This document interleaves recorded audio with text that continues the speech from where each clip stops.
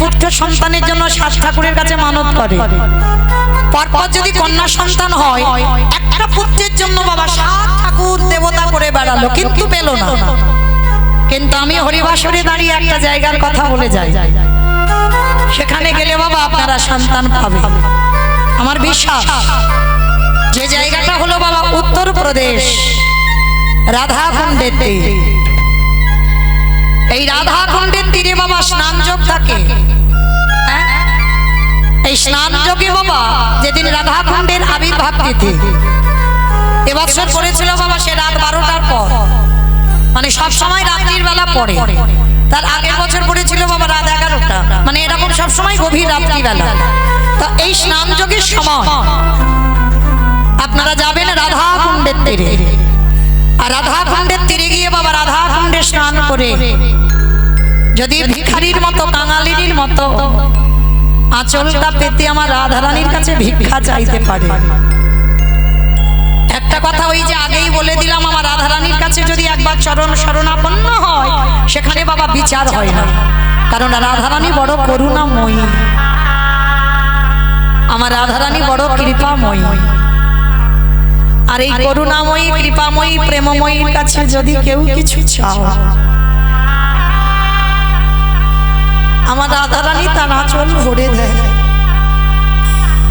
তাই পরবর্তীতে যদি কারোর এই বাসনা থেকে থাকে যে আমার একটা পুত্র সন্তান, চলে যাবেন বৃন্দাবনে, আমার রাধারানীর কাছে মানত করে আমার রাধারানীর কাছে কেঁদে সেধে একটা সন্তান আনবেন। কিন্তু সে সন্তান কিন্তু যেমন তেমন সন্তান হবে না, সে সন্তান হবে বাবা কৃষ্ণ চরণের দাস। তো হিরণ্য দাস যেহেতু সংসার করেনি, গোবর্ধন দাসের ঔরসে জন্ম নিয়েছিল বাবা এই রঘুনাথ দাস। আর এই রঘুনাথ দাস জন্ম নিতেই বাবা ছেলেটার বৈরাগ্য ভাব। দেখবেন মা অনেক অনেক ছোটবেলা থেকে ছেলেরা একটু ধর্ম পথে একটু ওই ভগবানের দিকে একটু আগিয়ে থাকে। দেখবেন তাদের যেখানে হরিনাম কীর্তন হয় বাবা মার সঙ্গে যেতে চায়, মানে ভগবানের মন্দিরে একটু বসতে চায়। দেখবেন ছোটবেলা থেকে অনেক সন্তানদের অভ্যাস, মানে হরিধ্বনি দিলে বাবা তারা দুটো বাহু উত্তোলন করে হরিধ্বনি দেয়, প্রণাম করে। মনে রাখবে এই যে 84 লক্ষ জনই ভ্রমণ করা, তো 80 লক্ষ জনই বাবা কত পোকামাকড় কীট পতঙ্গ তরুলতা গুল্ম হলা, 4 লক্ষ বার মানব জন। এই 4 লক্ষ বার দেখবেন যারা সকাল সকাল নেমে পড়ে, মনে রাখবে এই 4 লক্ষ বারের হয়তো বাবা শেষের দিকে চলে এসেছে। কিন্তু বলতে সবাইকে হবে, কৃষ্ণ ভজনের পথ অবলম্বন সবাইকে করতে হবে। এখন হয়তো তুমি বাবা ভগবানকে ধার ধাচ্ছ না, কিন্তু আসতে হবে কোনো না কোনো জন্মে সবাইকে এই হরি ভজনের পথ অবলম্বন করতে হবে। আর এই পথ না অবলম্বন করলে তুমি মুক্তি পাবে না।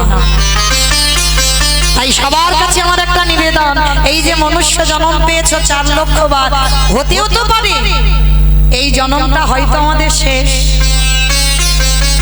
এরপরে আর হয়তো আমরা মানুষ হব না, এরপরে হয়তো আমরা ভগবানের চরণ প্রাপ্তি পাবো, হতেও তো পারে। তাহলে এই পথ অবলম্বন করি বাবা, এমন কোন ভক্ত সবার কাছে নিবেদন, এমন কোন কর্ম করবে না যে কর্ম অনুযায়ী তোমাকে আবার 80 লক্ষ জনিতে ফিরতে হবে।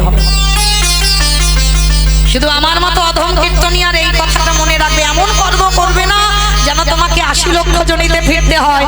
তুমি আগিয়ে যাবে, যেমন ক্লাস 1-এ পড়লাম 1 2 3 4 একটা একটা করে ক্লাসে ওঠে, নামে না।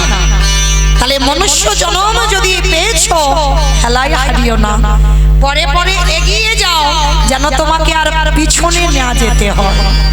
তো এই রঘুনাথ দাস মানত করা সন্তান, রাধাচরণের দাস, রাধারানীর বর প্রাপ্ত ছেলে। জন্ম থেকেই বাবা পৃথিবীতে আসা থেকেই বৈরাগ্য ভাব। মায়েরা বৈরাগ্য ভাব মানে একটু বুঝতে পারছো বৈরাগ্য মানে কি? বৈরাগ্য মানে কি? মানে সংসার ধর্ম সব ত্যাগ করে দিয়ে তুমি সন্ন্যাস নিয়ে চলে যাও, মঠ মন্দিরে গিয়ে থাকো। থাকো, এটাকে বৈরাগ্য বলছে? কখনো না। বাবা মাকে কাঁদিয়ে, পরিবারকে কাঁদিয়ে, ছেলেপুলে রেখে দিয়ে যদি তুমি মঠ মন্দিরে ঠেলে ওঠো, কৃষ্ণ ভজন এটা হয় না, কখনো হবে না। আমার চৈতন্য মহাপ্রভু যখন সন্ন্যাস নিল, নিতাই চাঁদ পিছনে পিছনে যেতে চাইল, নিতাই চাঁদকে বলল, খবরদার দাদা, আমি সন্ন্যাস নিয়েছি, আর এই কলির মানুষকে শিক্ষা দেবার জন্য তোমাকে সংসারী হতে হবে। তুমি সংসার করে এই কলির মানুষদের শেখাবে সংসারে থেকে ভজন করতে হবে। সংসার ত্যাগ করে নয়, সংসারে থেকে ভজন করো। আর সংসারে থেকে ভজন করা বাবা খুব কঠিন ব্যাপার। আগেকার দিনে মুনি ঋষিরা বাবা, তাদের কিছু ছিল না, স্ত্রী ছিল না, সন্তান ছিল না, দিব্যি অনায়াসে গোবিন্দ ভজন করত, ধ্যান তপস্যা করত, এত সোজা। কিন্তু সংসারে সব বজায় রেখে করে দেখাও। ছেলে বলবে আমায় দাও, পরিবার বলবে আমায় দাও, সবাই দাও দাও দাও, আর দাও দাওয়ের মধ্যে থেকে তোমার ভজন, তবেই তুমি বড় ভক্ত। যার জন্য দেবর্ষি নারদ কলিযুগে হয়েছে শ্রীবাস পণ্ডিত, মালিনীকে বিয়ে করে একটা পুত্র সন্তানের জন্ম দিয়েছিল, যার নাম হলো কৃষ্ণদাস। সংসার করে ভজন করে দেখাও, আর সংসারে থেকে বৈরাগী হও। মায়েরা, সংসারে থেকে বৈরাগী মানে কি? বিষয়সু অনাসক্তি। এই যে বিষয়সু অনাসক্তি মানেটা কি? বিষয়ের প্রতি আসক্তি থাকবে না। ভালো করে বুঝবেন মা, কোন বিষয়ের কথা বললো আমার মহাপ্রভু? কোন বিষয়? বিষয় বলতে কোনটা বোঝালো? ওই যে টাকা পয়সা, ঘর বাড়ি, জায়গা জমি সম্পত্তি, এইগুলোকে তো বিষয় বলে। কি মা, আপনারা কি বোঝেন? এইগুলো তো বিষয় না। মহাপ্রভু তো এই বিষয়ের কথা বলেনি। তাহলে কোন বিষয়ের কথা বললো? তোমার দেহের এই 10 ইন্দ্রিয়ের বিষয়। যেদিন তোমার দেহের 10 ইন্দ্রিয়গুলো একটু একটু করে গুটিয়ে নিতে শিখবে, কেউ যেন ঊর্ধ্বমুখী না হয় বাবা, সবকটাকে নিম্নমুখী করে দাও। যেদিন তোমার জিহ্বার লালসা চলে যাবে, কলির মানুষ অন্নগত প্রাণ, কোন রকমে বাবা একটু আলু সিদ্ধ অন্ন হলেই হয়ে যাবে। মানে জীবের যে স্বাদ, মানে আজকে যে ভালো কিছু রান্না করে খেতে হবে, অন্ন না খেলে কলির মানুষ বাঁচবে না, কোন রকমে পেটটা ভরার মতো। যেদিন তোমার জিহ্বার কোনো লালসা থাকবে না, একটু আলু সিদ্ধ অন্ন হলেই হবে, সেদিন তুমি নিজেকে বুঝতে পারবে, কাউকে বলতে হবে না বাবা, নিজে বুঝতে পারবে তোমার জিহ্বার বৈরাগ্য এসে গেছে। যেদিন তোমার এই দুটো কান, কোনো আজে বাজে কথায় কান যাবে না, কোনো আজে বাজে গান শুনতে চাইবে না, কোথায় একটু গীতা ভাগবত হরি নাম সংকীর্তন হবে, তোমার কান সেই দিকে ছুটে যাবে। সেদিন তুমি নিজে নিজে বুঝতে পারবে যে তোমার কানের বৈরাগ্য হয়ে গেল। যেদিন তোমার দুটো চোখ সাধুগুরু বৈষ্ণব চরণ আর আমার গোবিন্দ চরণ ছাড়া আর কিছু দেখতে ভালো লাগবে না, ভক্ত সঙ্গ ছাড়া আর কিছু ভালো লাগবে না, সেদিন তুমি জানবে তোমার দুটো চোখের বৈরাগ্য হয়ে গেল। যেদিন তোমার দেহ অঙ্গ স্পর্শ থেকে চলে যাবে, কি বাবা, প্রতিটা মানুষের মধ্যে একটা অনুভূতি কাজ করে, হ্যাঁ, এই অনুভূতিটা থাকবে না। তোমাকে একটা পুরুষ স্পর্শ করলো না, তোমাকে একটা নারী স্পর্শ করলো, তোমার মধ্যে কোনো অনুভূতিটা আসবে না। আর যেদিন তোমার মধ্যে কোনো অনুভূতি থাকবেই না, সেদিন তুমি জানবে তোমার এই দেহের বৈরাগ্য হয়ে গেল।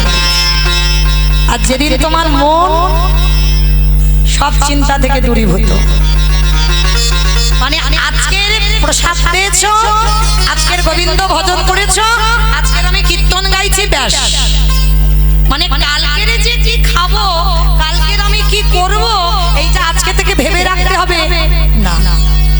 যেদিন তোমার মন সব চিন্তা থেকে দূরীভূত হবে, সেদিন তুমি জানবে তোমার মনেরও বৈরাগ্য হয়ে গেল। যেদিন একটা একটা করে কাম ক্রোধ লোভ মোহ মদ মাশ্চর্য সবকটা রিপুকে তুমি একটু একটু করে দমন করতে শেখো, মানে সবকটা তুমি গুটিয়ে নিচ্ছ, তোমার আর এরা ঊর্ধ্বমুখী নয় বাবা। সেদিন তুমি জানবে সংসারে থেকে তুমি বৈরাগ। রাধে। এই রঘুনাথ দাস তেমনই একজন ভক্ত। প্রতিদিন তার একটাই ভাবনা, ভুলি গৃহ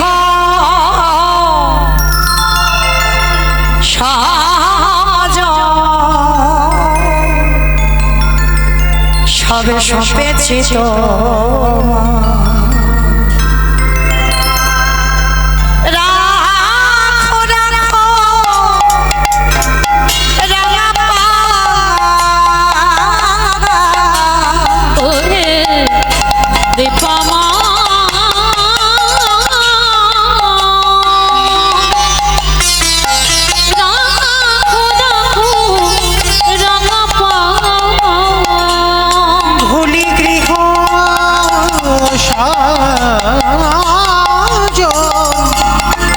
সবে সপেছি তো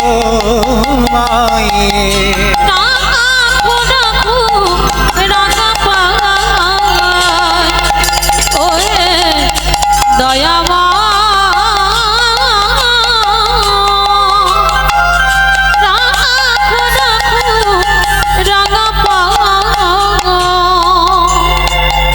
সংসারে মরুভূমি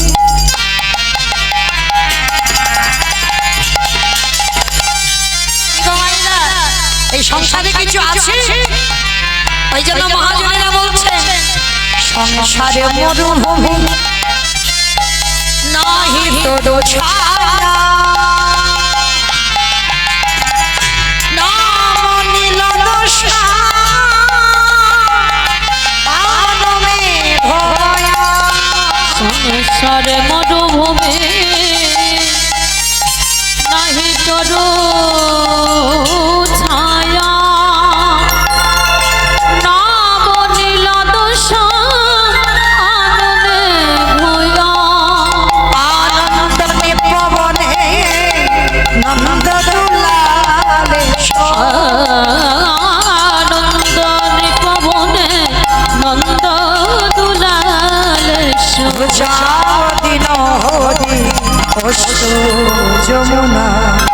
রাখো রাখো রাগা পায় ওরে দয়ামা, রাখো রাখো রাগা পায় ওহে কৃপাময়।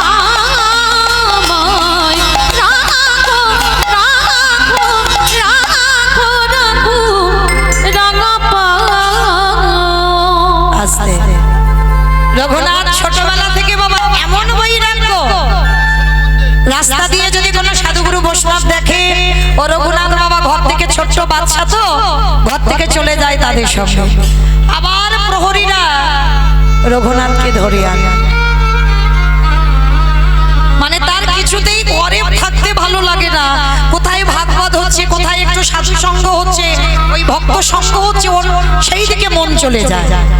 আবার ছেলেকে খুঁজে খুঁজে, বড় লোক তো জমিদার, আবার খুঁজে খুঁজে নিয়ে আসে। 5 বছর বয়স হলো রঘুনাথের বাবা।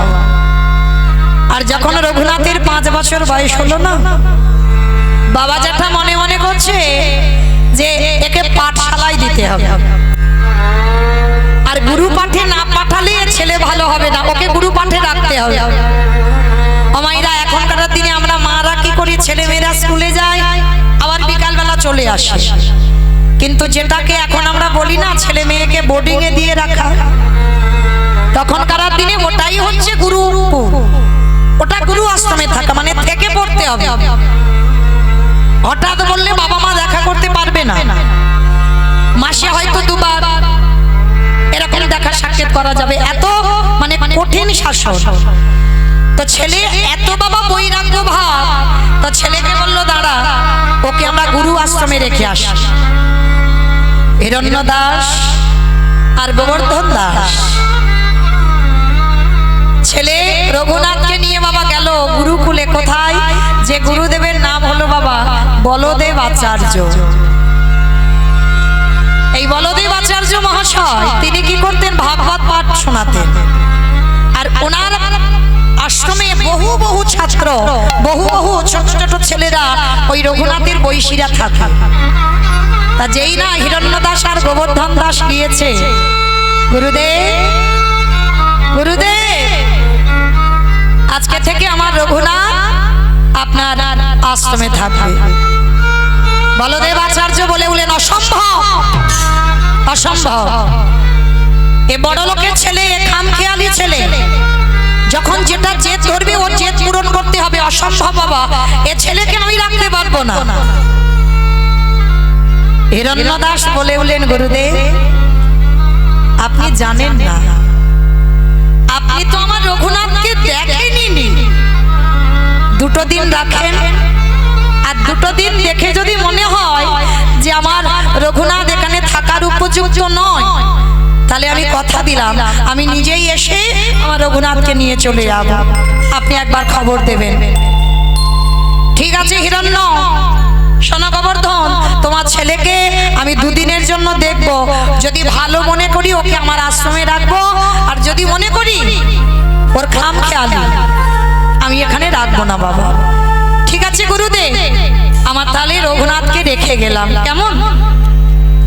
এইবার দশাটা দেখেন মা কেমন। রঘুনাথ চাইছিল গো কবে আমি ওই রাজ ঐশ্বর্য থেকে বেরিয়ে আসবো। ভালো লাগে না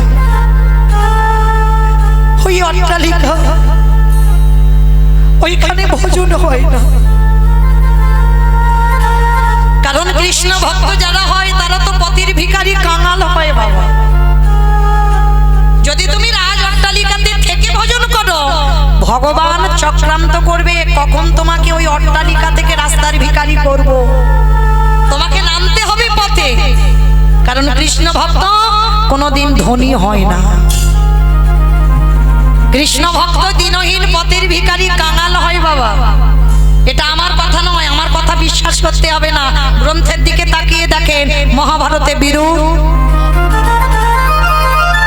বলেন, মা বিদুর যদি মনে করত থাকতে পারতো না। দাসীপুত্র ঠিক কথা, তা বলে কি তাকে সম্মান দিত না, তাকে আশ্রয় দিত না? যেমন ধৃতরাষ্ট্র পাণ্ডু ছিল, তেমন দাসীপুত্র বিদুরকেও জায়গা দেওয়া হতো। কিন্তু অত সোজা নয়। বিদুর জানতো, কারণ বিদুর তো ধার্মিক, জানতো ওই রাজ ঐশ্বর্যে কৃষ্ণ ভজন হয় না। কারণ এই বিদুর উপদেশ দিয়েছিল অন্ধ ধৃতরাষ্ট্রকে, যখন 100 ছেলে হারিয়ে বসে যুধিষ্ঠির অন্যে প্রতিপালিত হচ্ছিল, তখন এই বিদুরই গিয়ে বলেছিল অন্ধ ধৃতরাষ্ট্রকে। ধৃতরাষ্ট্রকে বলল, বাহ মহারাজ, আপনি এখনো বিষয়ে কামড়ে বসে আছেন। চোখের সামনে 100টা ছেলে ধ্বংস হয়ে গেল, আর যাদের জন্য ধ্বংস হলো তাদের অন্যে প্রতিপালিত হচ্ছেন আপনি। এতটুকু এখনো হৃদয়ে চেতনা জাগলো না যে বিষয় মানে বিষ সম, যে বিষয় থেকে তুমি তোমার 100টা ছেলেকে হারালে, এখনো বিষয় আঁকড়ে বসে আছো। চলে যাও, সময় থাকতে থাকতে এই বিষ ত্যাগ করে চলে যাও। সেই অন্ধ ধৃতরাষ্ট্র মাতা গান্ধারীকে নিয়ে শেষের দিনে বাবা বনে জঙ্গলে বাস করেছিল। শেষের মৃত্যুটা তো ওই দাবানল মানে জঙ্গলে আগুন ধরে গেল, সেই আগুনে পুড়ে অন্ধ ধৃতরাষ্ট্র আর মাতা গান্ধারী বলল, যে স্বামীর জন্য আমি চোখে কাপড় বাঁধলাম, যে স্বামীর জন্য আমি পৃথিবীর আলো দেখি না, তাহলে সেই স্বামী যদি পুড়ে প্রাণ ত্যাগ করে, তাহলে আমি তো ওই সঙ্গে সহমরণ নেব। একসঙ্গে 2 স্বামী স্ত্রী ওই পুড়ে প্রাণ হারালো। তাহলে লক্ষ্য করে দেখেন, সেই বিদুর রাজ ঐশ্বর্য ত্যাগ করে দিয়ে খেত কি? খুদের অন্ন আর শাক সিদ্ধ।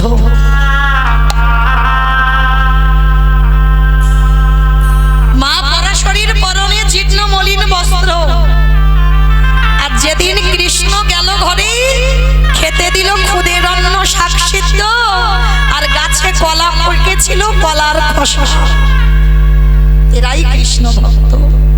তাকিয়ে দেখেন কৃষ্ণের বন্ধু সুদামার দিকে। যে কৃষ্ণের বন্ধু সে পারে না বাবা স্ত্রীর পরনে একটা ভালো দামি পোশাক দিতে পেরেছিল। সুদামার যে সন্তান ছিল খেতে দিতে পারেনি। স্ত্রীর পরনে যে পোশাকটা পরতো একটাই পোশাক ঘরে থেকে শুকনো করে আবার পরনে পরতো, মানে কতটা কাঙাল কতটা গরিব। এরাই কৃষ্ণ ভক্ত। আর যারা জমিদারিতে থেকে বাবা যাদের চেতনা হলো তাদের জমিদারি থেকে বের করে দিল। তাকিয়ে দেখেন লালা বাবু, আমার কথা বিশ্বাস করতে হবে না, প্রমাণ তো পড়ে আছে বাবা। তাকিয়ে দেখো নরোত্তম দাস ঠাকুর। এই নরোত্তম দাস ঠাকুর এই লোকনাথ বাবাজিকে গুরু জ্ঞানে সেবা করেছিল। কিন্তু মা সচরাচর দীক্ষা সবাইকে দেওয়া যায় না। এখন তো বাবা অনলাইনে দীক্ষা হচ্ছে, মোবাইলে দীক্ষা হচ্ছে, জগৎ কত উন্নত। এখন ভালো করে আপনারা নিজেরা বিবেক দিয়ে প্রশ্ন করেন বাবা, সত্যি কি এটা দীক্ষা হলো? যেমন আমার শাশুড়ি মা দীক্ষা নিয়েছে কি করে জানো? মাইকে বলেছে সবাই আপনাদের মতো বসে আছে, দীক্ষা হয়ে গেছে। দেখো এটা কেমন দীক্ষা? এটা দীক্ষা নয়, এই গুরু খুঁজে বেড়াতে হয়। সবাই গুরু নয়, কখনো সবাই গুরু হতে পারে না। আর গুরু যে হবে সে কোনোদিন ওই মোবাইলে দীক্ষা দেবে না, ওই সবার মাঝখানে সবাইকে বসিয়ে রেখে একসাথে জড়ো করে কোনোদিন মাইকে দীক্ষা দেবে না, কখনো এটা হয় না বাবা। দীক্ষা নিতে গেলে শুদ্ধ আচরণ করে গঙ্গা স্নান করে গুরুদেবের বাম পাশে বসো। গুরুদেব শিষ্যের দেহটাকে ছিদ্র করে দেয়। গুরু যদি ধরতে হয় শ্রী শ্রী রামকৃষ্ণ পরমহংসদেব ছিল গুরুদেব। শিষ্যের ক্যান্সারটা গুরুদেব গলায় নিয়ে নিয়েছিল, এদের তো বলবে গুরুদেব। আর এখন গুরুদেবকে একটা গুরুদেবকে জিজ্ঞেস করে দেখো বাবা যে আমার এই শরীরে এত থাইরয়েড বেড়েছে, একটু গুরুদেব নিয়ে নেবে, ভাগাভাগি করে নেব, নিতে পারবে কিনা? কখনো পারবে না। কারণ এই জগতে প্রকৃত গুরু বড় দুর্লভ আর প্রকৃত শিষ্য বড় দুর্লভ। তো আজকের জগতে এই লোকনাথ গোস্বামীকে গুরু জ্ঞানে স্বীকার করেছিল কে? না জমিদারের ছেলে নরোত্তম দাস ঠাকুর। নরোত্তম দাস ঠাকুর যখনই যায় ওই লোকনাথ বাবাজির কাছে, লোকনাথ গোস্বামী বলেছিল অসম্ভব, আমি কোনোদিন কাউকে দীক্ষা দিতে পারবো না। কেন? কারণ দীক্ষা দিলে শিষ্যের কাছে বিক্রি হয়ে যেতে হবে। আর আমি কোনোদিন দীক্ষা দিইনি, আমি তোমাকে দীক্ষা দিতে পারবো না।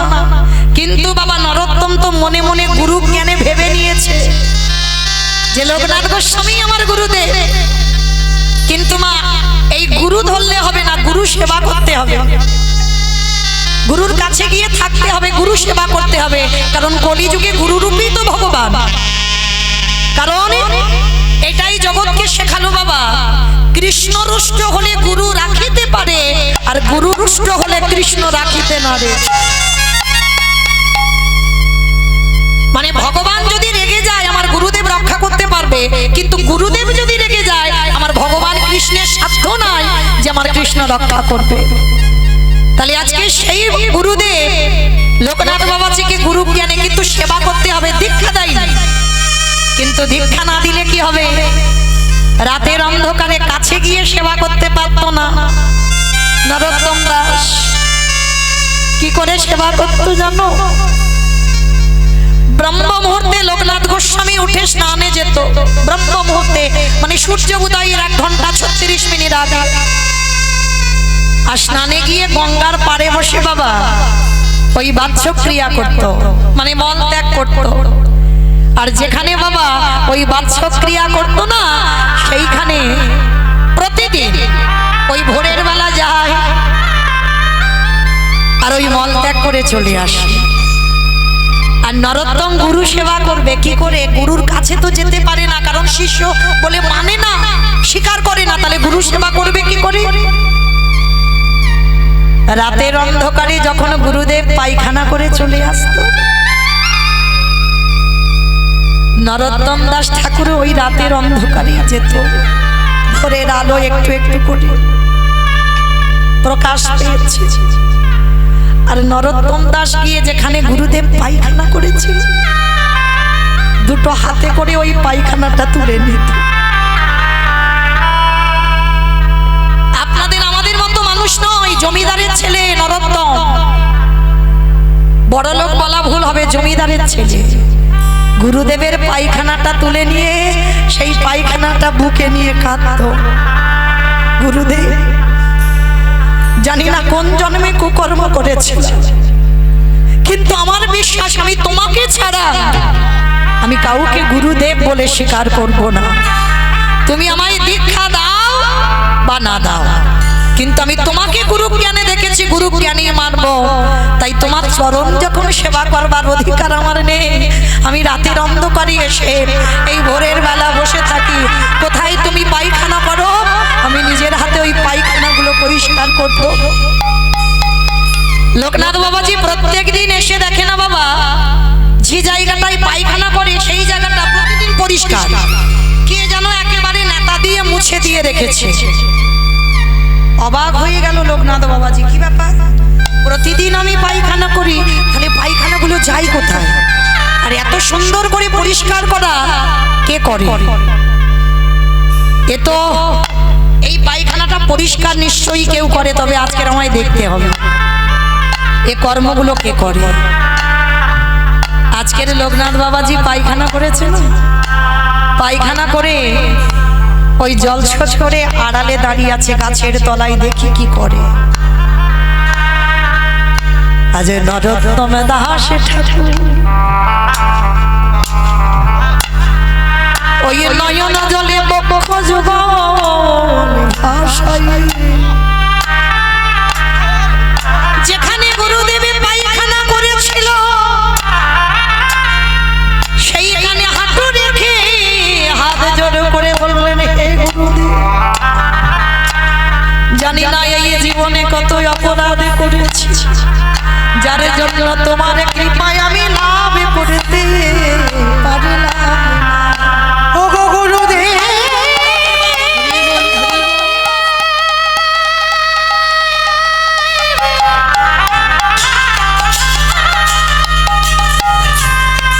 তোমার চরণে যদি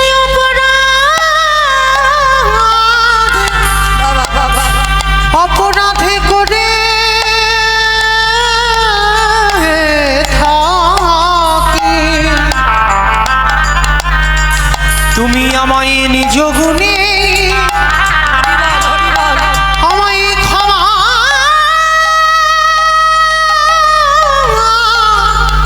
করে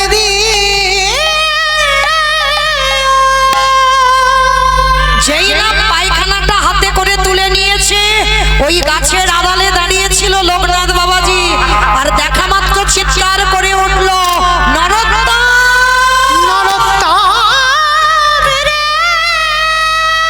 এটা কি করলি বাবা? এটা তুই কি করছিস?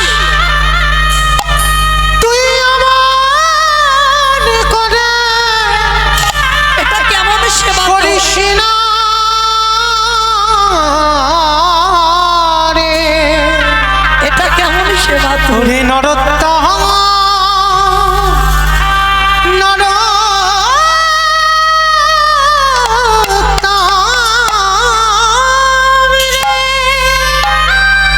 এটা তোর কেমন সেবা? ওরে দীক্ষা না দিয়েও তো তুই আমাকে কিনে নিলি রে বাবা। তার মানে তুই প্রতিদিন আমার পায়খানাগুলো পরিষ্কার করিস। গুরুদেব, আমি যে বড় অপরাধী গুরুদেব, তুমি বলেছো আমায় দীক্ষা দেবে না, কিন্তু আমি যে তোমাকে ছাড়া গুরু বলে কাউকে দেখতে পাই না, তাই আমি তোমার কাছ থেকে দীক্ষা নিতে চাই। তাই তুমি যখন প্রতিজ্ঞা করেছো দীক্ষা দেবে না, তাই আমি গুরু সেবা হতে বঞ্চিত হলাম। ওই জন্য তোমার অঙ্গ স্পর্শ করে সেবা করতে না পারি। আমি রাতের অন্ধকারে আমি এই নদীর পাড়ে বসে থাকি, কখন তুমি আসবে, কখনো তুমি বাচ্চ ক্রিয়া করে চলে যাবে, আর আমি সেইটা হাতে করে নিয়ে একটু কাঁদবো। ছুটে গিয়ে লোকনাথ গোস্বামী নরোত্তমকে বুকে ধরে বলল, ওরে নরোত্তম, না দিয়েও দীক্ষা তুই আমার শিষ্য হয়ে গেলি, আর আমি কারোর কথা শুনবো না। আজই এই গঙ্গার পাড়েই তোকে আমি দীক্ষা দেব, কারণ দীক্ষা না দিয়েও যখন তুই আমাকে কিনে নিলি, তাহলে আর দীক্ষা না দিয়ে লাভটা কি হবে? আয় বাবা, তোর মতো শিষ্য পেয়ে আমার এই গুরু জনমটা ধন্য হয়ে যা। ওরে নরোত্তম,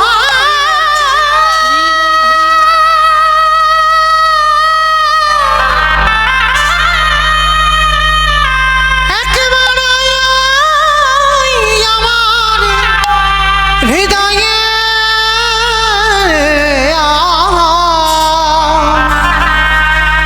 ওরে নরোত্তম, আমার হৃদয়ে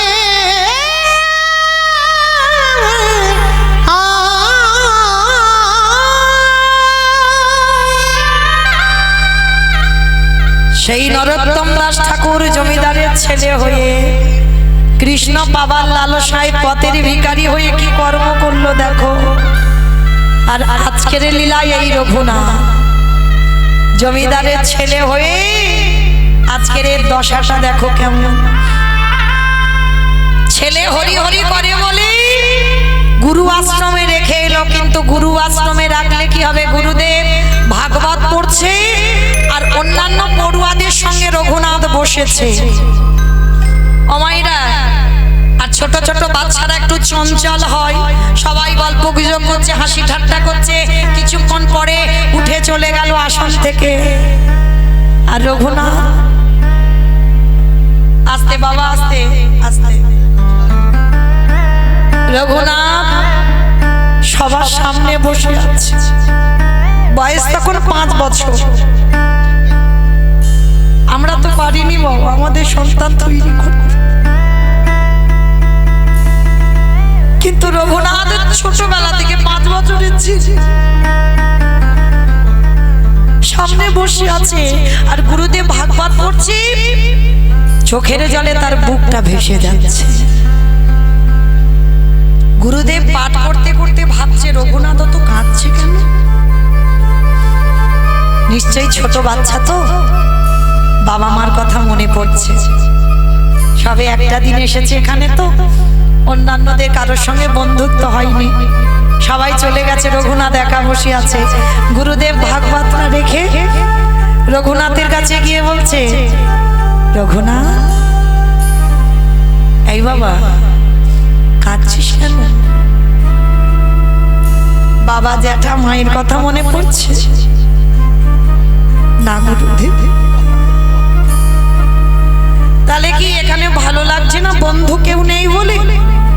না গুরুদেব। তাহলে তুই কাঁদছিস, তুই কি ভাগবতের কিছু বুঝতে পেরেছিস? না গুরুদেব। তাহলে কাঁদছিস কেন তুই? গুরুদেব, আমি কেন কাঁদছি জানো? বল বাবা, কেন কাঁদছিস? গুরুদেব, আমি কি তারে পাবো না? কার কথা বলছিস রঘু? কাকে পাওয়ার কথা বলছিস? গুরুদেব, আমি কি কোনোদিন কৃষ্ণ চরণ পাবো না? গুরুদেব,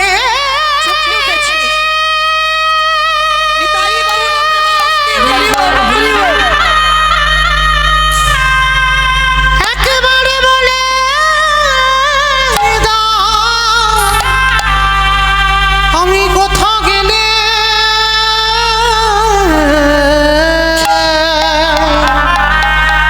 আমি কোথা গেলে আমার কৃষ্ণ পাবো?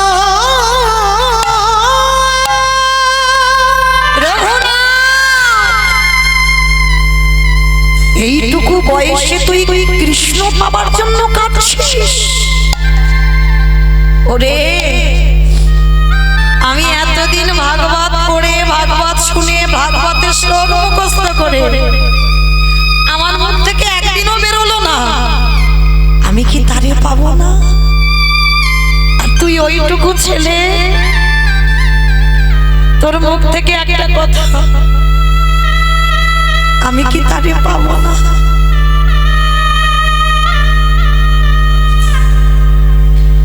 রঘুনাথকে বুকে নিয়ে বলছি পাবি বাবা, সত্যি যদি আমার ভজন থেকে থাকে পাবি। আমি আশীর্বাদ দিলাম, কৃষ্ণ কৃপা তোর হবে। গুরুদেবের চরণে সাষ্টাঙ্গে দণ্ডবত প্রণাম। বাবা, এই জগতে নামাচার্য হরিদাস ঠাকুরের থেকে বেশি কেউ নাম জপ করতে পারবে না, আর রঘুনাথ দাস গোস্বামীর থেকে কেউ দণ্ডবত প্রণাম করতে পারবে না। 24 ঘন্টায় এত দণ্ডবত প্রণাম রঘুনাথ ছাড়া আর পৃথিবীতে কোনো ভক্ত নেই। তা এই সেই রঘুনাথ আশ্রমে রইল, একবার 24 ঘন্টায় একবার আহার। যারা যারা আশ্রমে আছে বাবা কত কত খায়, আর রঘুনাথ ছোটবেলা থেকে প্রসাদ পায়।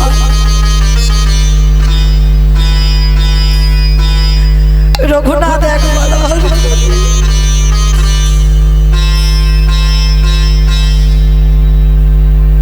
আর কোথায় ঘুমায় জানো? খড়ের বিছানা।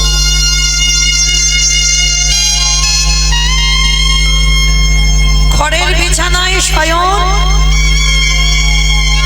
আর 24 ঘন্টায় একবার আহার। কি গো মাইরা, কতটুকু কৃষ্ণ বলে কেঁদেছ? কৃষ্ণ পাবে। কতটুকু তুলসী তলায় জল দিয়েছ? কৃষ্ণ পাবে। কৃষ্ণ পেতে গেলে আগে কাঁদতে শিখতে হবে। যার হৃদয় যতটা কৃষ্ণ নামে কাঁদবে, হরি বল হরি বল হরি বল।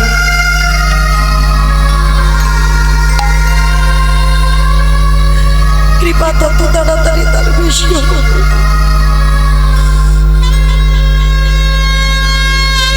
বেশ কিছুদিন আশ্রমে থাকার পর রঘুনাথ ঘরে গেছে মা, কিন্তু ঘরে গেলে কি হবে? গুরুদেবের আশ্রম থেকে ফেরার পরে বাবা একেবারে রঘুনাথ উন্মাদ, মানে কৃষ্ণ প্রেমে পাগল। যেমনটা আমার চৈতন্য মহাপ্রভুর হয়েছিল বাবা গয়াধামে পিণ্ডদান করে আসবার পর। আর কাউকে চেনে না, না চেনে মাকে, না চেনে স্ত্রীকে, না বন্ধু বান্ধব কাউকে চেনে, শুধু কৃষ্ণ নামে পাগলের মতো কেঁদে যায়। আমার রঘুনাথের সেই রকম দশা, সারাদিন শুধু কাঁদে। আর রাস্তা দিয়ে বা কোথাও যদি ওই ভক্ত দেখে, সাধুগুরু বৈষ্ণব দেখে, রঘুনাথ ঘর থেকে পাগলের মতো ছুটে তাদের সঙ্গে চলে যায়। গোবর্ধন দাস আর হিরণ্য দাস বিরক্ত হয়ে বলেন, কে আছিস নারী প্রহরী? ওই রঘুনাথকে সবাই বন্দী কর। ছেলেটার জ্বালায় আমরা একেবারে নাজেহাল হয়ে যাচ্ছি। যখন তখন ঘর থেকে হরি হরি করে চলে যাচ্ছে, যখন তখন ওই বাড়ি থেকে চলে যাচ্ছে সাধুদের সঙ্গে। ওকে কারাগারে বন্দী কর। তখনকার দিনে জমিদার হিরণ্য দাস আর গোবর্ধন দাস কারাগারে বন্দী করবে রঘুনাথকে, যেমন হিরণ্যকশিপুর প্রহ্লাদকে করেছিল। হরিনাম করার অপরাধে 5 বছরের প্রহ্লাদকে কারাগারে বন্দী করলো। বাবা, যারা যারা কৃষ্ণ চরণ পেয়েছে বাবা জীবনের ইতিহাসটা একটু পড়ে দেখবেন।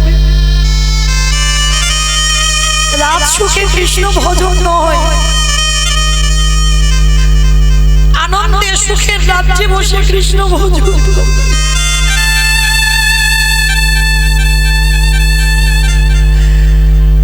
আজকে রঘুনাথকে কারাগারে বন্দী করবে, ওকে হাতে পায়ে শিকল দিয়ে বেঁধে রাখবি যেন যেতে না পারে কোথাও। রঘুনাথ এতদিন পরে হেসে বলল, জেঠু ঠিক বলেছ, এতদিন পরে তুমি একটা ঠিক কথা বলবে। জেঠু, এই যে তুমি আমাকে কারাগারে রাখবে না, ওটাই তোমার ভজনের জায়গা। ওই নিরঞ্জন জায়গা না হলে কি কৃষ্ণ ভজন করবে?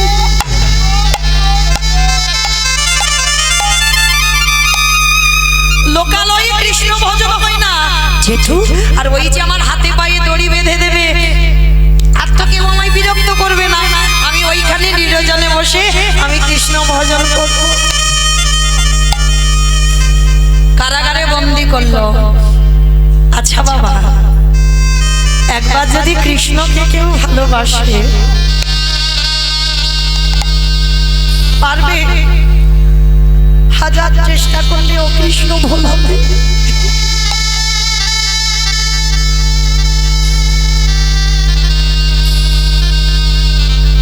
হাজার কিছু করে যাবে, কিন্তু কৃষ্ণ চরণ ভুলবেন না। কৃষ্ণ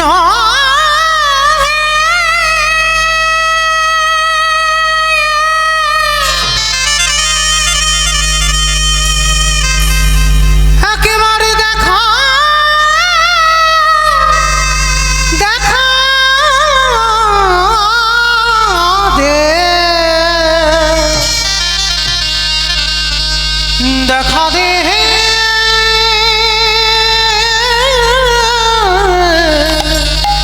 কৃষ্ণ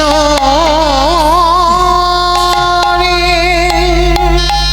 এক সপ্তাহ রঘুনাথকে খাবার পাঠায়, সব খাবারগুলো রেখে দিয়েছে, রঘুনাথ জলস্পর্শ করেনি এক সপ্তাহ। হিরণ্যদাস যখনই খবর পেয়েছে রঘুনাথ কিছু খাচ্ছে না, হিরণ্যদাস শেষে ডাক দিল, রঘুনাথ।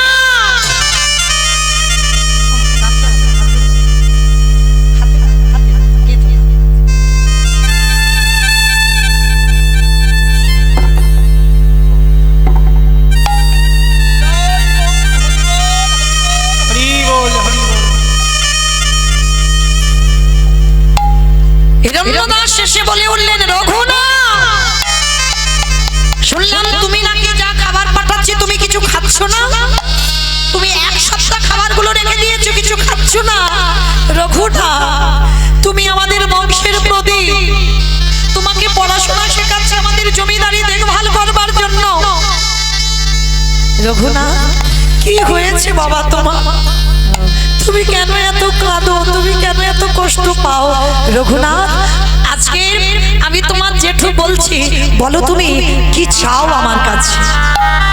যেই না জেঠু বলেছে কি চাও বলো, সঙ্গে সঙ্গে রঘুনাথ বলে উঠলেন, জেঠু আমি যা চাইবো তুমি দেবে। দেবো দেবো বাবা দেবো, কিন্তু তুই অনাহারে অনেক কঙ্কাল সার দেহ করেছিস। বল বাবা, বল একবার কি চাস তুই আমার কাছে? জেঠু তুমি কিন্তু ত্রিসত্য করেছো, আমি যা চাইবো তুমি দেবে। বললাম তো দেব, বল বাবা তুই কি চাস? তাহলে দাও। কৃষ্ণ এনে দাওয়া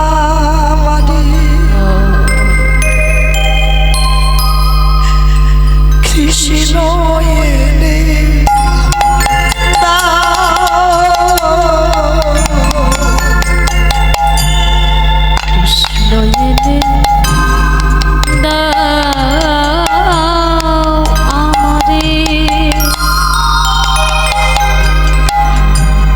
কৃষ্ণ এনে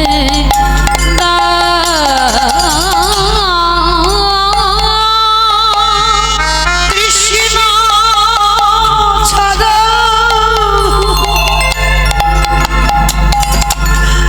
আমার প্রাণে বাঁচে না। আমার কৃষ্ণ এনে দাও।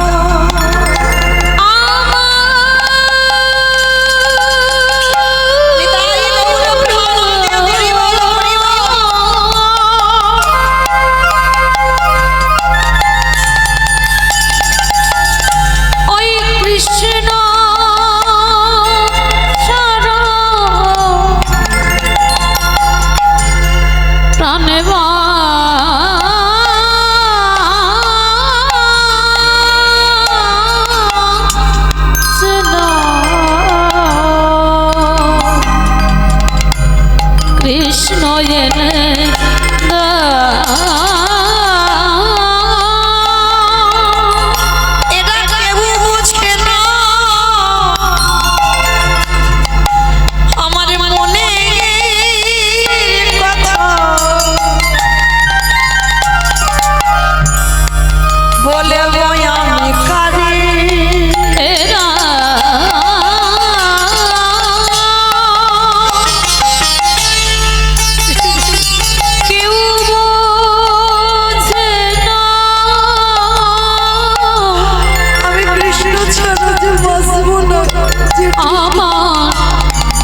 মনে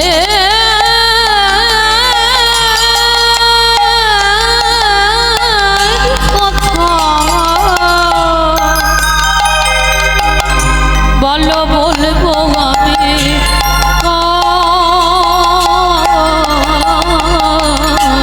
কৃষ্ণ এনে দাও আমায়, কৃষ্ণ এনে দাও, কৃষ্ণ এনে দাও আমারে এনে দাও,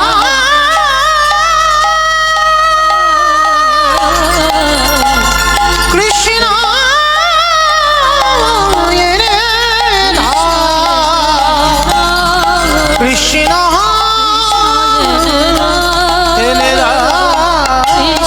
এনে দাও। গুরুদেব যেই না বলেছে বাবা জ্যাঠামশাইকে কৃষ্ণ এনে দাও, গুরুদেব বলদেব আচার্য খবর পেয়ে এসেছে রঘুনাথ এক সপ্তাহ কিছু খাইনি। রঘুনাথ, এসব তুমি কি করছো? শুনলাম তুমি নাকি এক সপ্তাহ খাওয়া দাওয়া সব বন্ধ করে দিয়েছো। ও মাইরা, এই জড় জগতেও ভালোবাসা হয়, কেউ কারোর জন্য ভালোবেসে প্রাণ হারায়, কেউ কাউকে ভালোবেসে পাগলের মতো ছুটে যায়,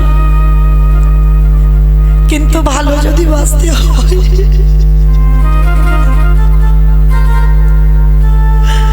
আমার কৃষ্ণকে ভালোবাসো।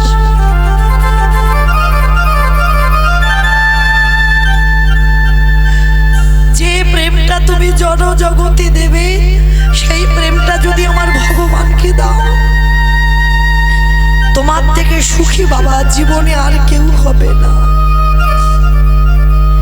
আর যারা কৃষ্ণ চরণ সার করেছে না, তারা বাবা দুঃখেতে একেবারে ভেঙে পড়ে না। আর যখন তাদের জীবনে আনন্দ আসে তারা আনন্দে উৎফুল্ল হয় না। এগুলো কৃষ্ণ ভক্তদের লক্ষণ। দেখবে খুব যখন জীবনে দুঃখ হবে তারা দুঃখে যেন একেবারে মাটিতে গড়াগড়ি যাচ্ছে, এরকম তাদের হয় না। দুঃখ যে দিয়েছে সুখও সে নিশ্চয়ই দেবে। মানে সুখ দুঃখে বাবা অটল থাকতে হবে, দুঃখে ভেঙে পড়বে না, সুখে বাবা আনন্দে ধেই ধেই করে নাচবে না।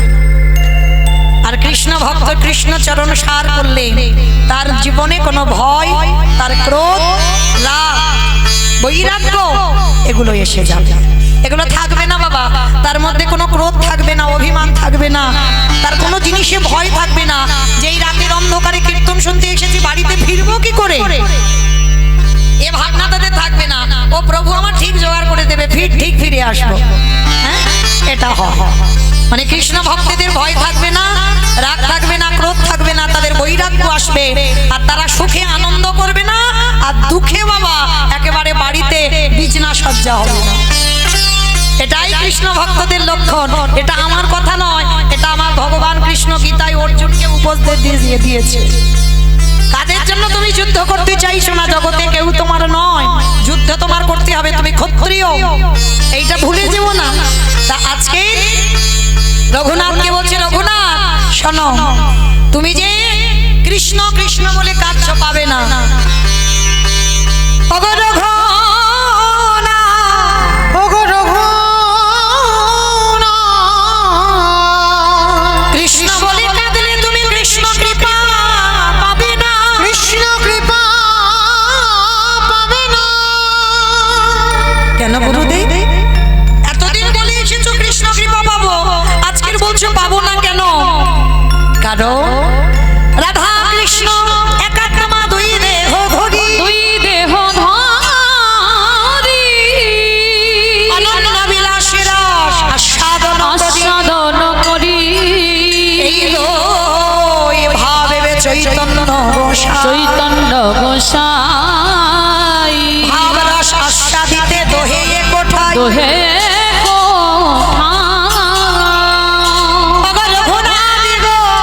ওগো রঘুনাথ গো, যদি কাঁদতে হয় তুমি হা গৌর হানিতাই বলে কাঁদো, কৃষ্ণ বলে কাঁদলে কলিযুগে কৃপা হবে না। গুরুদেব আমি গৌর বলে কাঁদবো? বলে হ্যাঁ, চিন্তন করি। এই দুই ভাবে চৈতন্য গোসাই ভাবর শাস্যা দিতে দোহে কোঠায়। যাও তুমি নবদ্বীপের মাটিতে গিয়ে গৌর দর্শন করো। হিরণ্য দাস আর গোবর্ধন দাস রঘুনাথকে নিয়ে ছুটে গেল নবদ্বীপের মাটিতে। আর নবদ্বীপের মাটিতে গিয়ে দেখল আমার নদিয়ার নিমাই 24 বছর বয়সে সন্ন্যাস নিয়ে চলে গেছে। সুরধনী গঙ্গার তীরে রঘুনাথ লুটিয়ে পড়ল গৌর হরি গৌরে হে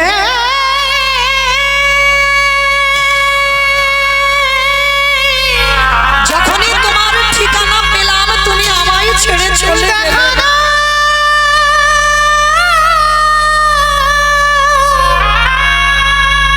গৌরে হে এবার আমি কি করে গৌর খুঁজে পাবো তুমি বলে দাও।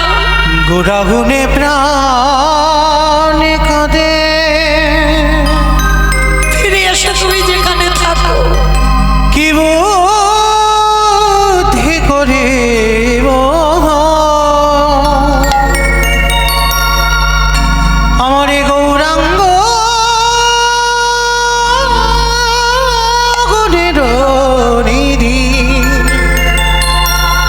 কোথা গেলে পাব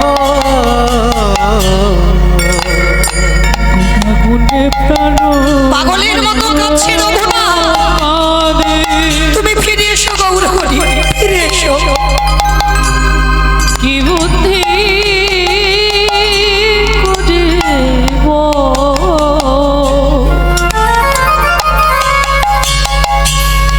গৌরাঙ্গ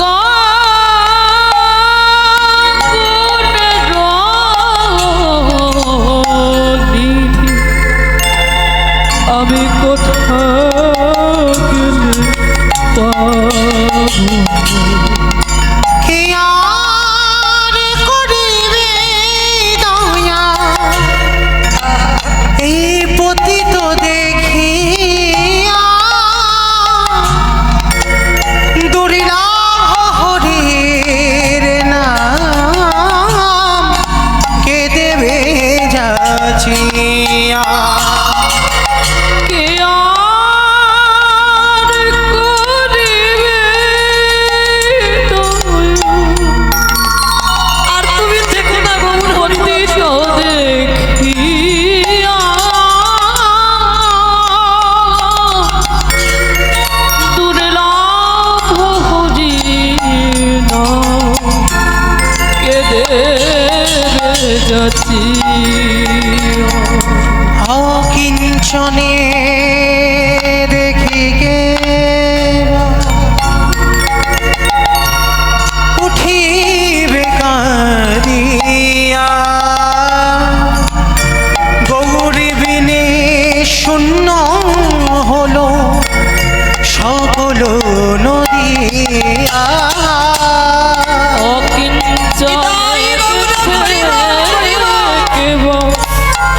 উঠিবে কাঁদিয়া গৌরী বিহরে নদিয়া ওলো সোনার নদিয়া বাসুদেব ঘোষ কাঁদে গুণ সাগরিয়া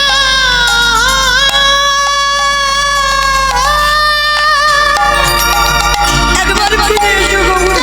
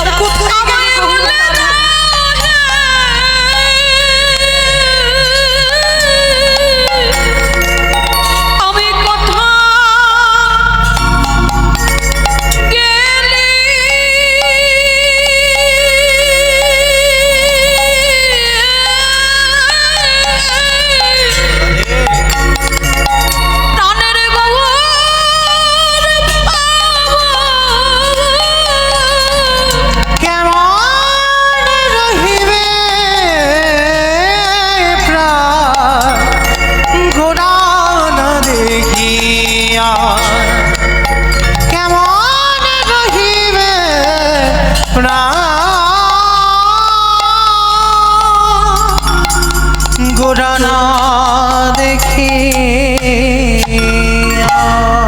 নয়নের জলে রঘুনাথ কাঁদিয়ার বলে হে গৌর হরি যখন আমি জানতে পারলাম ব্রজেন্দ্র নন্দন কৃষ্ণ তুমি সেই যখন নদিয়া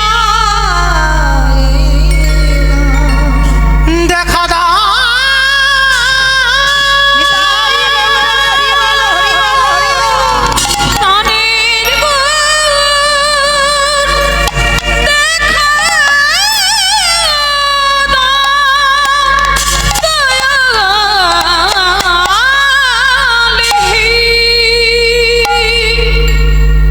বাবা জ্যাঠা রঘুনাথকে ধরে নিয়ে বাড়িতে চলে গেল। পাগলের ভাব হয়ে গেল রঘুনাথে। গৌর দর্শন হলো না। কিন্তু মা কিছুদিন পর নিমাই সন্ন্যাসের পর এসে দাঁড়িয়েছিল অদ্বৈত আচার্যের ঘরে শান্তিপুরে। আর যেই না শান্তিপুরে এসে দাঁড়িয়েছে অদ্বৈত আচার্যের ঘরে, তখনকার দিনে জমিদার ওই গোবর্ধন দাস আর হিরণ্য দাস সবার আগে সংবাদটা পেয়েছে, রঘুনাথ রঘুনাথ তোর প্রভু এসেছে। পিতা এসেছে কোথায়?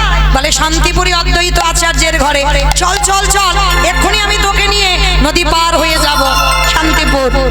এইবার গোবর্ধন দাস আর হিরণ্য দাস রঘুনাথকে নিয়ে এসে দাঁড়ালো শান্তিপুরে অদ্বৈত আচার্যের ঘরে। আর প্রভু তো সন্ন্যাসের পরে ফিরেছি। নদিয়া থেকে ভক্তরা বাবা একেবারে হাজার হাজার লাখ লাখ ভক্তরা প্রভুকে ঘিরে দাঁড়িয়ে আছে। আর প্রভু মাঝখানে দাঁড়িয়ে কি করছে জানো? রসে তনু ঢন ঢন গৌর কিশোর বর, রসে তনু ঢন ঢন গৌর কিশোর বর, রসে তনু ঢন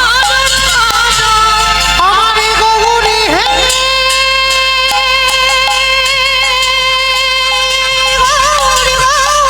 গৌরী হে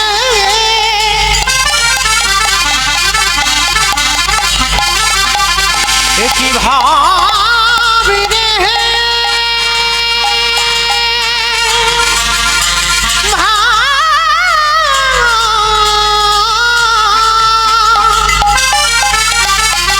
নিতাই গৌর প্রেমানন্দে হরি বল। একই ভাবি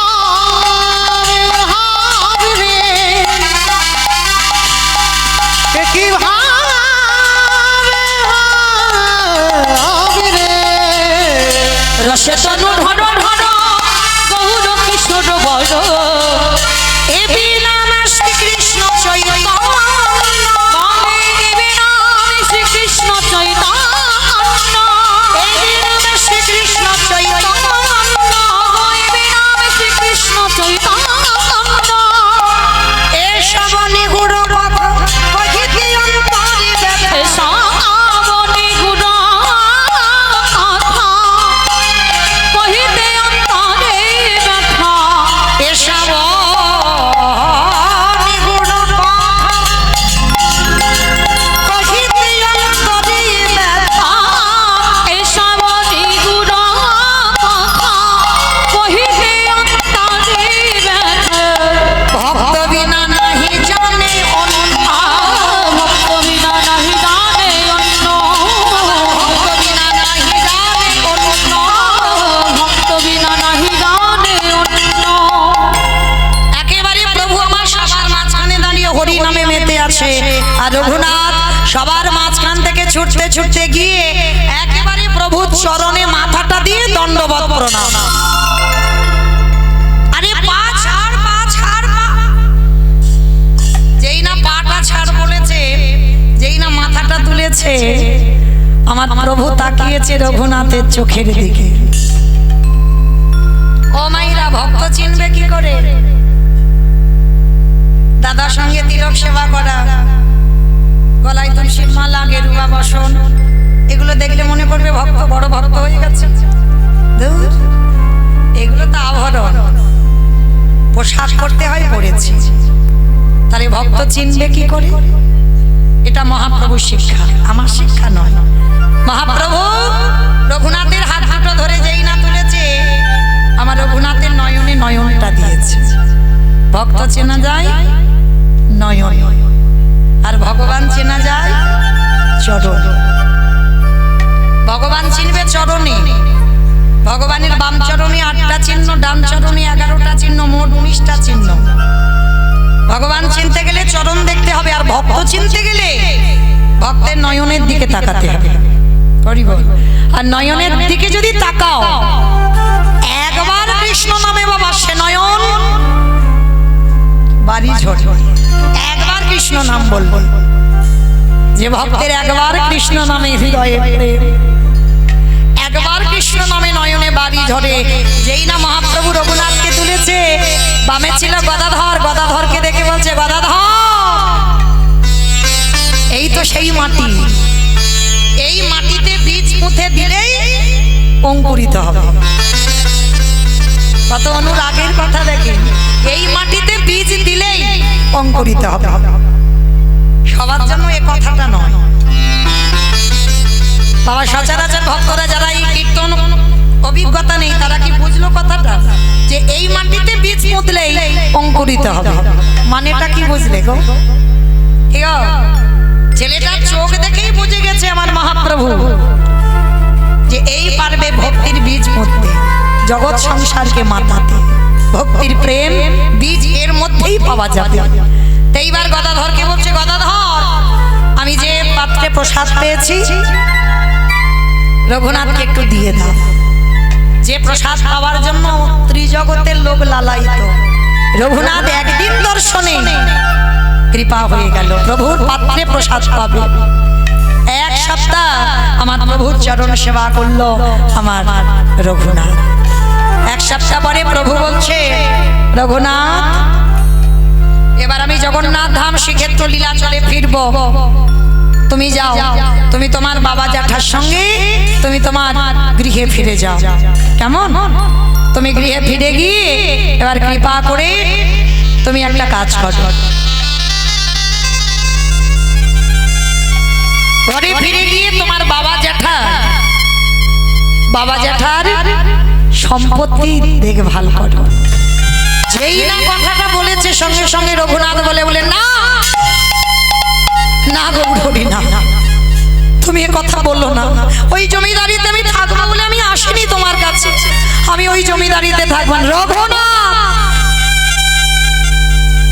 আমি যেটা বলছি সেটা শোনো, সংসার করো, বিয়ে থা করে তুমি তোমার বাবার জমিদারি দেখভাল করো। আর একটা কথা মনে রাখবে, মর্কট বৈরাগ্য ধারণ করবে না। এই কথাটা আমি বলছি না বাবা, মহাপ্রভু রঘুনাথ দাসকে বলেছিল মর্কট বৈরাগ্য ধারণ করবে না, লোক দেখানি বৈরাগ্য পালন করবে না। বাবা লোক দেখানি মর্কট বললো কেন? মর্কট কাকে বলে? বানর। বানর হচ্ছে ভোগী, হনুমান ত্যাগ, বানর ভোগী। ওই জন্য মহাপ্রভু বলছে মর্কট বৈরাগ্য পালন করো না, লোক দেখানি বৈরাগ্য পালন করো না। দেখবেন বাবা অপরাধ নিও না, অনেকে আছে লোক দেখানি বৈরাগ্য পালন করছে, সাজটা আছে বৈরাগ্য ভাব, কিন্তু বাবা হৃদয়টা এতটুকু বৈরাগ্য আসেন, এতটুকু আসেন। ওই জন্য মহাপ্রভু বলছে বৈরাগী সেজে বসো না, বাইরে বৈরাগ্য হওয়ার আগেই ভিতরটাকে আগে বৈরাগী সাজিয়ে দাও, তারপরে তুমি বাইরে সাজাবে নি। তাই গৌর হরি বল হরি বল হরি বল। এতটুকু জায়গা জমি নিয়ে এখনো যদি লালসা থেকে থাকে, কি বাবা ভাইয়ে ভাইয়ে দ্বন্দ্ব হয় কোনোদিন? যদি কোনো জ্ঞানী ভক্ত এখানে থাকেন, চিরস্থায়ী যখন কিছু নয়, তাহলে এতটুকু জায়গার জন্য এত মারামারি কাটাকাটি খুনোখুনি কেন? এক ভাই যদি মনে করি ও যদি ওইটুকু নিয়ে সুখ পায়, থাক, কারণ এটা তো চিরস্থায়ী নয়, না আমি থাকবো না ও থাকবে। এই ভাবনা যদি কারোর আসে, তাহলে বাবা জগতে এত দ্বন্দ্ব থাকে না, এত বিবাদ থাকে না, এত বিচ্ছেদ থাকে না। হ্যাঁ, এইটা আমরা বুঝি না বলে আমরা কলির মানুষরা বাবা এত সংসারের পাকে সব ঘোরাঘুরি করছি। আর এইটা একবার যে বুঝে যাবে পৃথিবীতে সব অনিত্য, যেটা আজকের আমার কালকের অন্য কারো, তার হৃদয়ে বাবা কোনোদিন দুঃখ কষ্ট জ্বালা যন্ত্রণা থাকবে না। ওই যে একটু আগে বললাম, দুঃখে ভেঙে পড়বে না আর আনন্দে ধেয়ে করে নাচবে না, হ্যাঁ সে আগে থেকে জেনে যাবে। হ্যাঁ সুখ ছিল কপালে তাই ভগবান আমার সুখ দিয়েছে, এতে আনন্দ করার কিছু নেই। আর দুঃখ ওটাও তো ভগবান দিয়েছে, আমার ছিল তাই দিয়েছে, এইটা তার মনে এসে যাবে। তো আজকে রঘুনাথকে বলল শোনো, লোক দেখানি বৈরাগ্য করবে না, বৈরাগ্য যেদিন তোমার সত্যি আসবে সেদিন তোমাকে আমার কাছে আসতে হবে না, আমি কৃপা করে তোমাকে আমার কাছে নেব। তাই গৌর হরি বল হরি বল। তাই এইবার সেই রঘুনাথ আজকে কি করলো দেখো বাবা, মহাপ্রভুর কথা মতো নৌকাতে চড়ে ফিরবে ঘরে। আর ফিরতে ফিরতে বাবা যে জায়গাটা পানিহাট, অনেকে গেছেন পানিহাটির মেলা, আর পানিহাটি গিয়ে নৌকাটা যেই না তীরে, ওরে বাবা ওই দেখো কত লোক, মানে এত লোকের ভিড় বাবা, মানে গঙ্গার জলে পর্যন্ত লোক নেমে দাঁড়িয়ে আছে। আরে ওইখানে কি হচ্ছে একবার যাই তো দেখি। রঘুনাথ গিয়ে শুনলো ওখানে আমার প্রভুর দাদা নিতাই চাঁদ এসেছে। আর যেই না শুনেছে প্রভুর দাদা, সঙ্গে সঙ্গে রঘুনাথ কি করেছে, তাড়াতাড়ি করে একেবারে ছুটতে ছুটতে গিয়ে একেবারে নিতাই চাঁদের চরণের দণ্ডবত। আর যেই না নিতাই চাঁদের চরণে দণ্ডবত, সঙ্গে সঙ্গে নিতাই চাঁদ বলে উঠলেন, আরে চোর চোর চোর চোর চোর। অমাইরা চোর চোর বললো কেন? আর এই পানিহাটি এরা তো সবাই অবাক হয়ে গেল, সবাই তো রঘুনাথকে চেনে, ও জমিদারের ছেলে, ও তো জীবনে চুরি করতে পারে না, তাহলে নিতাই চাঁদ চোর বললো কেন? কেউ কি এখানে বুঝতে পারছো চোর বললো কেন? পারছো না? কারণ আছে। কারণটা কি জানো? এই যে চোর বলেছিল একটাই মাত্র কারণ, এই নিতাই চাঁদের চরণ ভজনটা তো আগে করতে হবে, তারপরে তো তুমি গৌর চরণে যেতে পারবে। তার নিতাই বাদ দিয়ে তুমি গৌরের কাছে গেলে তাহলে হবে ভজন। নিতাই পদ কমল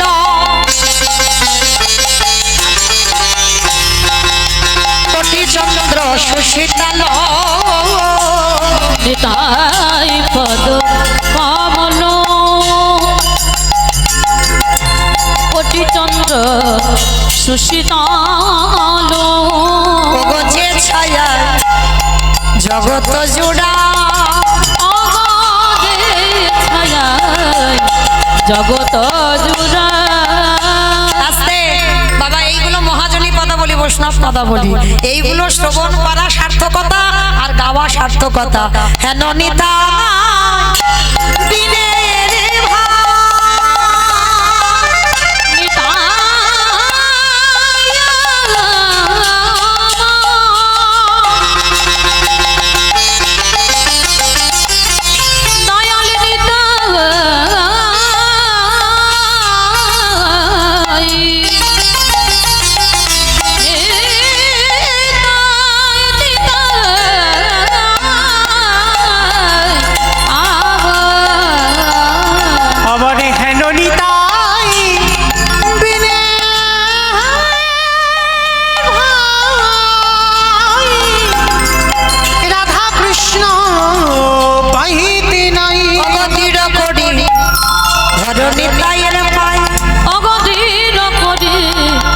ধরণীতে আয়ের বলি ভজ ভজ নিতাই ভজ, তোমরা নিতাই ভজলে গৌর পাবে, বলি গৌরে ভজলে ব্রজে যাবে। নিতাই হরি ভজ নিতাই গৌরে পাবে, ভজ ভজ নিতাই ভজ, ভজলে নিতাই গৌরে পাবে, আমার নিতাই ভজনে ভ্রজে যাবে। ভজ ভজ নিতাই ভজ। আজকে সেই রঘুনাথকে দণ্ড দেওয়া হলো পানিহাটির মেলায়, যত চিড়ে দুধ দই আজকে একটু একটু একটু মিলন করে দিই, একটু দাঁড়াবে ভাই কেমন, কারণ আমাকে টাইমটা তো ঠিক বলেনি, এই জন্য টাইমটা যদি ঠিক বলতো তাহলে হতো না এমন। একটু, আমাদের 5 মিনিট। বললো যে 10টা আস্তে, পর্যন্ত করছে, কেন বলবে না কিছু? আসতে টাইম ঠিক হয়নি ওই জন্য। যাই হোক এসে গেছে। এইবার সেই রঘুনাথ আজকের পানিহাটির মেলাতে বাবা আজকে দণ্ড দেওয়া হলো। আজও যারা যাবেন ওখানে চিড়ে দুধ দই সেবা করে। আজকে সেই রঘুনাথ ঘরে গেল। আর রঘুনাথ ঘরে যেতে রত্নাবতী নামে একটা মেয়ের সঙ্গে বিবাহ দেওয়া হলো। আর বিবাহ দেওয়ার পর ফুলশয্যা রাত্রিতে সেই রঘুনাথ স্ত্রীকে ত্যাগ করে চলে গেল জগন্নাথ ধাম, পুরী ধাম। পরের দিন যখন বাবা জ্যাঠা জানতে পারলো যে রঘুনাথ সংসার ত্যাগ করেছে, সংসার যখন ত্যাগ করেছে, সেই রঘুনাথের বাবা জ্যাঠা আজকে অন্ন বস্ত্র পাঠাতো জগন্নাথ ধামে। আর সেই জগন্নাথ ধামে গিয়ে অন্ন বস্ত্র রঘুনাথ দান করত। আর সেই রঘুনাথ যখন দান করত, আস্তে আস্তে আস্তে দাদা ভাই আস্তে আস্তে আস্তে আস্তে ঠিক আছে এসে গেছে দাদা। না না না না আস্তে আস্তে দাদা দাদা অপরাধ নেবেন না, হাত জোড়ো করে অনুরোধ করছি। সে যাই হোক একটা ভুল বোঝাবুঝি হয়েছে, যাই হোক কিন্তু আমাকে বলেছে 10টা, সেই জন্য সেইভাবে লীলাটা যাবে। হঠাৎ করে দুম করে তো ছেড়ে দেওয়া যায় না। ঠিক আছে এসে গেছে, আমি একটু মিল করে দেব, একটু কথাই বুঝিয়ে দেব, একটু বুঝে নেবেন।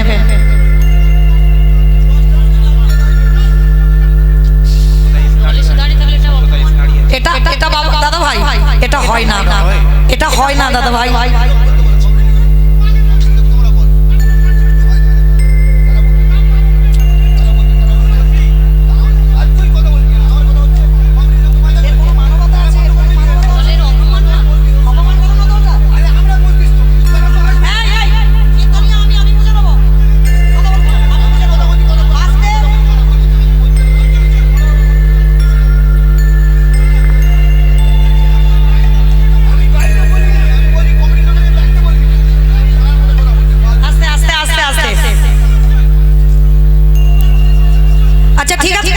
এখন গাইছে, আমি লীলাটা সমাপ্ত করব, করলে উঠবে।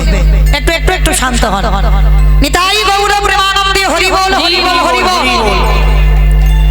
আজকে সেই রঘুনাথ যখন জগন্নাথ ধামে পুরী ধামে গেলেন, বাবা জ্যাঠা ওই অন্ন বস্ত্র পাঠাতো। আর রঘুনাথ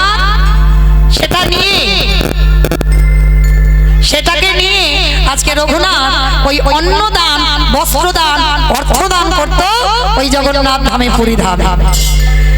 আর যখনই অন্নদান বস্ত্রদান করত,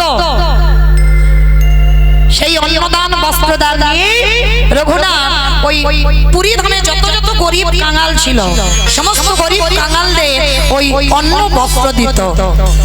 তখন আমার মহাপ্রভু যখন জানতে পারলো রঘুনাথ দান করছে, মহাপ্রভুর পছন্দ হলো না। মহাপ্রভু মনে মনে ভাবছে, রঘুনাথ তোমার বাবা জ্যাঠার আছে বলে তোমার বাবা জ্যাঠার অহংকার, আর তোমার যাতে অহংকার না আসে তোমার কাছে নিবেদন, তুমি কৃপা করে কোনদিন কৃপা করে তুমি চেষ্টা করো না যে তোমার বাবা জ্যাঠার মতো তুমি অন্ন বস্ত্র দান করবে। বাবা দান করার তো একটা নিয়ম আছে। দান করার নিয়মটা কেমন? অনেক অনেক আছে না বাবা, মঞ্চ তৈরি করে আর মঞ্চের উপরে ডেকে ডেকে ওই গ্রামে যত গরিব কাঙাল আছে তাদের নাম লিস্ট করে, আর লিস্ট করে বাবা অন্ন বস্ত্র কম্বল দান করা হয়, অর্থ দান করা হয়। এগুলো বাবা নিজের জ্ঞানের চেতনা। সত্যি কি সেটা দান হলো? তুমি মানুষকে ডেকে অপমান করেছো, সবার সামনে জগৎকে দেখিয়ে দিলে এ কাঙাল, এ খেতে পায় না, পড়তে পারে না, শীতের ঠান্ডায় কম্বল নেই, তাই একে দেওয়া হচ্ছে।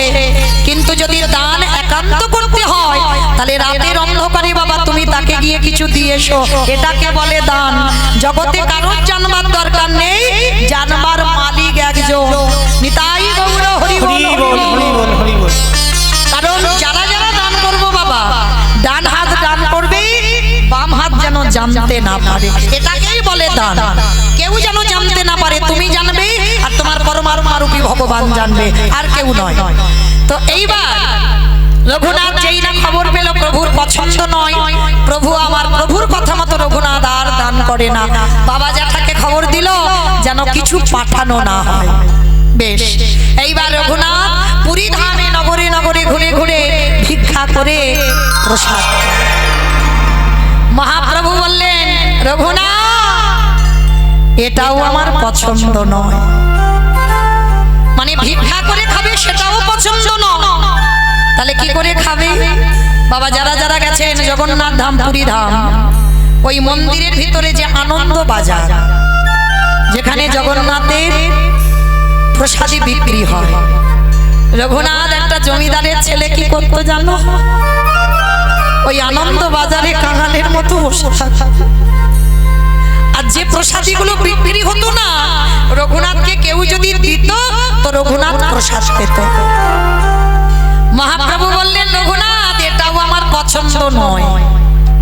হায় হায় হায়, তাহলে এটাও পছন্দ নয়, তাহলে রঘুনাথ কি পাবে বাবা? এক সপ্তাহ হয়ে গেল কিছু খাইনি।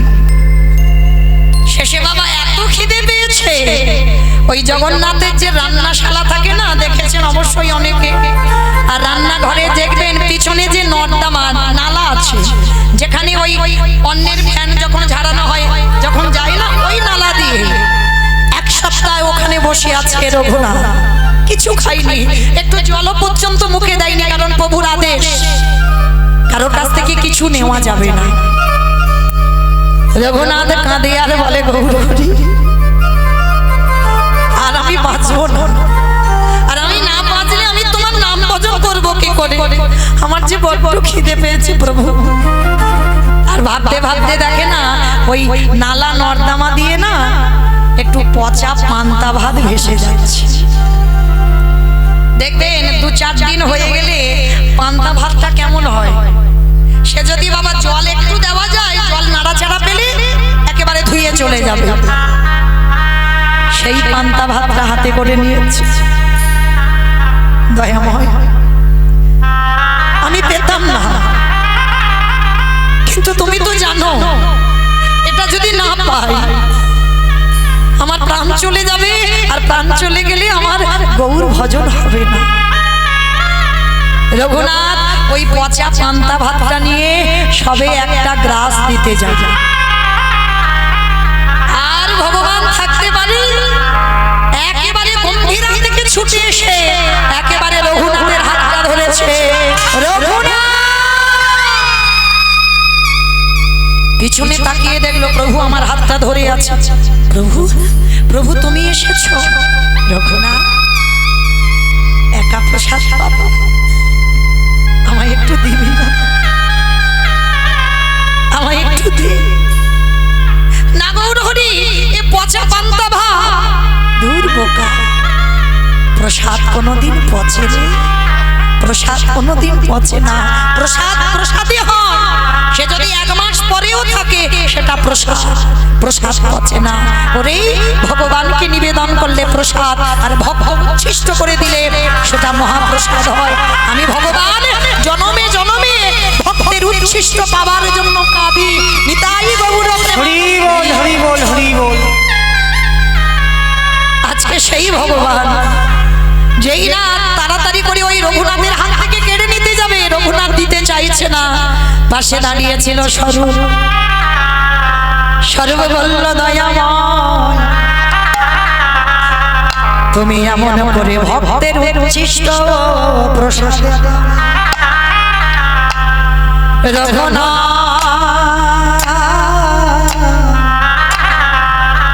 তুমি জানো না ওই ভক্তের প্রসাদ পাবার জন্য আমি জনমে জনমে ভক্তের কাছে ছুটে যাই।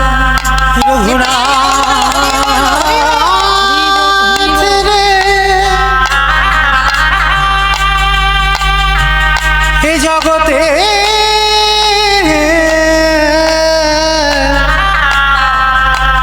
সবাই আমায় ভালোবাসে বটে, কিন্তু তোর মতো করে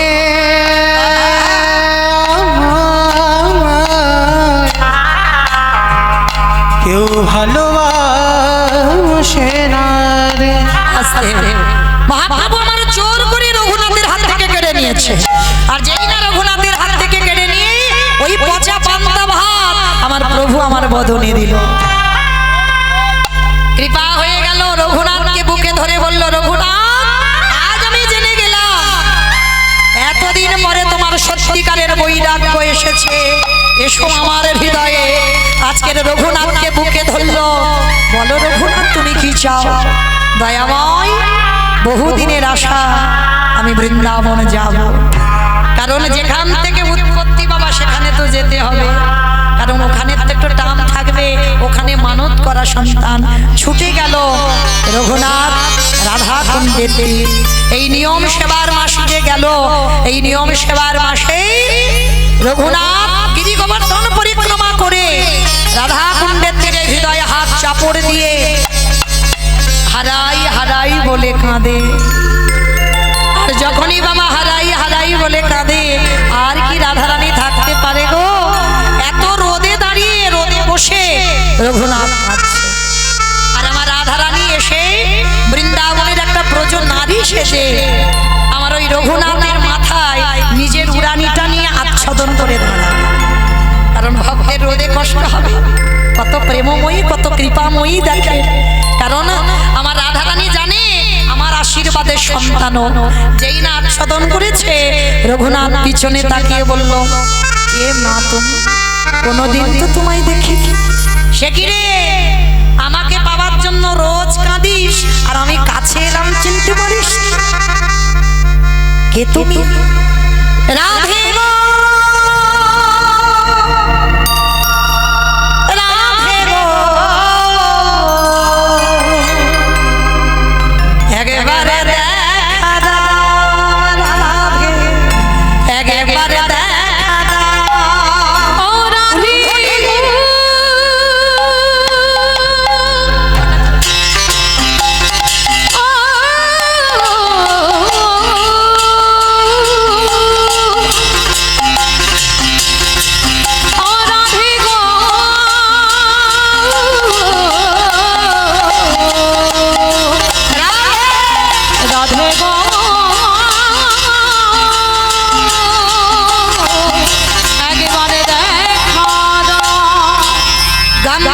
গাম্ভীর্যশালিনী রাধে, ও গাম্ভীর্যশালিনী রাধে, কৃষ্ণ প্রেমমদায়িনী রাধে, ও কৃষ্ণ প্রেমমদায়িনী রাধে, প্রেম সায়রের সায়রিনী রাধে, ও প্রেম সায়রের সায়রিনী রাধে, ও প্রেম সমুদ্রের মদারিনী রাধে, ও প্রেম সায়রের মদারিনী রাধে, রাধে গো।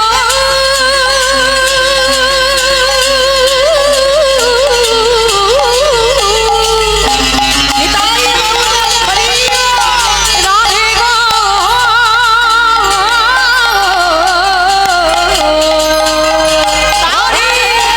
একবারে দেখা দাও রাধে, একবারে দেখা দাও।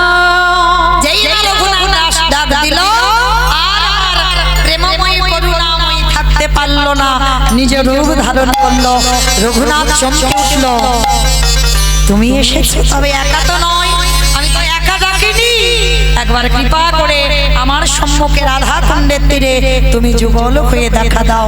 আমার মাধব থাকতে পারলো না, রাধারানীকে বামে নিয়ে রঘুনাথের সামনে সাক্ষাতে যুগল রূপে দাঁড়ালেন।